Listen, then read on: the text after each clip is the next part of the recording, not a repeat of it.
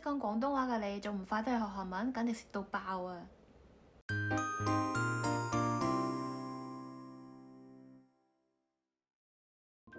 ！Hello，大家好，我係 Lam。今日呢條片咧就想同大家講下點解識廣東話嘅人咁容易學韓文呢？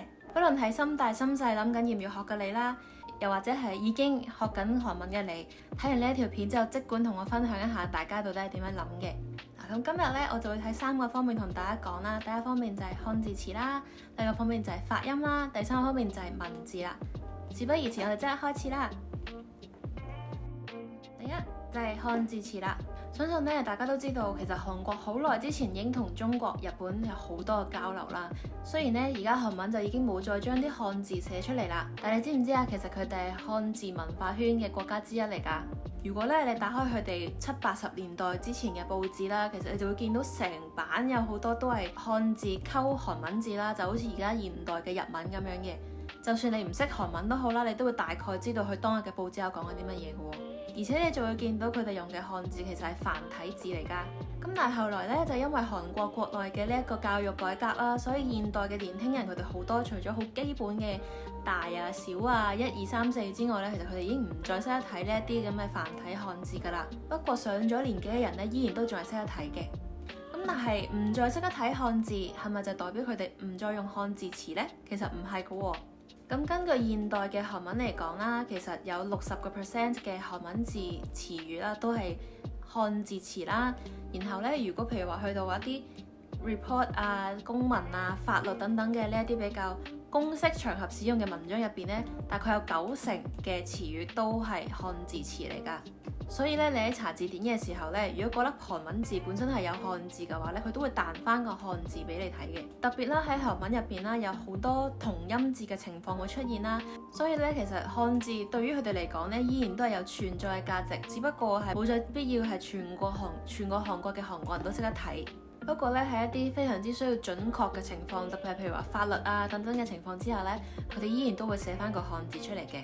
所以咧，我相信好多學到中高級嘅香港人都知道啦。當你學到中級左右嘅時候咧，你背嗰個詞語嘅學習速度會突然間快咗好多啦。甚至乎可能有好多詞語其實你係未見過嘅，但係你已經可以好似中文咁樣，根據佢嘅發音就估到佢個漢字，然後咧就根據佢個漢字左拼右拼，就估到佢到底係一個咩嘅漢字詞啦。特別係咧，如果你係有學過日文嘅話，咁你就更加有利啦。因為咧喺韓文入邊嘅漢字詞，其實雖然有一部分係以前嘅中國流傳落嚟啦，咁但係其實好多現代嘅，譬如話一啲經濟啊、政治呢啲比較現代嘅詞語咧，都係喺日本嗰度流傳過去嘅。有機會嘅話，我再同大家分享多啲啦。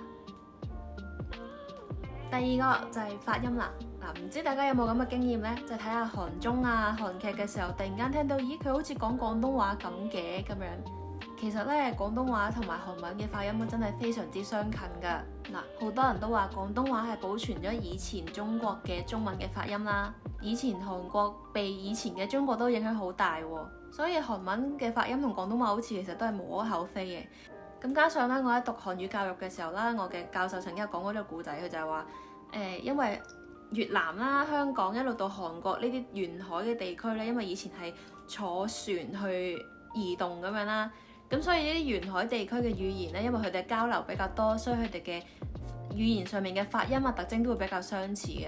咁我試過去睇一啲咧韓國人教越南話漢字詞嘅片啦，咁我發覺哇，真係越南文同埋韓文同埋廣東話嘅漢字真係超似喎。咁至於可能如果睇緊呢條片嘅你咧，平時唔係睇開韓國嘢，未必知道韓文同埋廣東話到底有幾咁似嘅，咁我就讀幾個字俾大家聽下啦。정상正常、표준標準、향기香氣、이상異常、以上、문학文學、기도祈禱。係咪好似呢？雖然其實上面我讀嘅幾個字詞咧，同普通話都可能會有啲似啦。咁但係其實廣東話同韓文佢哋最相似嘅地方咧，就在於佢哋嘅收尾音。有啲學韓文嘅時候可能會叫佢做中音啦，亦都即係話係嗰粒字嘅最後一個子音。